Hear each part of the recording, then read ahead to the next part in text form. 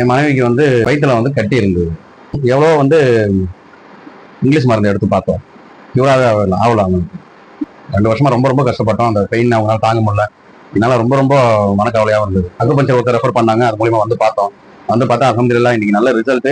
அது டோட்டலா கியூராகவே ஆயிடுச்சு. அந்த கட்டி எந்த ப்ராப்ளமும் இல்லை. இந்த கட்டினால அவங்க சில மருந்து இங்கிலீஷ் மருந்து எடுத்தனால கிட்னி இன்ஃபெக்ஷனு, பார்த்தீங்கன்னா யூரின் இன்ஃபெக்ஷன், ஃபுல்லாக இதெல்லாம் இந்த ப்ராப்ளம் கூட வந்துச்சு அவங்களுக்கு.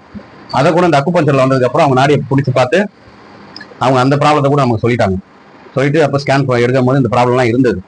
அதுக்கப்புறம் திருப்பி இதுக்கும் ட்ரீட்மெண்ட் பண்ணி இதுவும் வந்து கியூர் ஆயிடுச்சு. எல்லாமே யூரின் இன்ஃபெக்ஷன் கிளீன் ஆயிடுச்சு, கர்ப்பப்பை கட்டியும் கிளியர் ஆயிடுச்சு.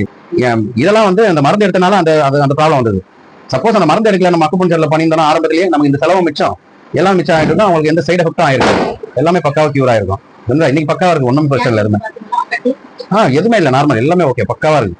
நம்ம எந்த ஒரு இதுவும் கிடையாது. அல்ஹம்துலில்லாஹ் மருந்து எல்லாமே வந்து இதுல கேர் பண்ண முடியுமான்னு சொல்லிட்டு அல்ஹம்துலில்லாஹ் ரொம்ப பெரிய ஒரு ஆச்சரியமா இருந்தது ஃபர்ஸ்ட் நமக்கு. இப்போ ஆச்சரியப்படக்கூடிய விஷயமே இல்லை. அக்குபஞ்சர்ன்றது அவ்வளவு பெஸ்டான ஒரு ட்ரீட்மெண்ட்டா இருக்குது. அல்ஹம்துலில்லாஹ்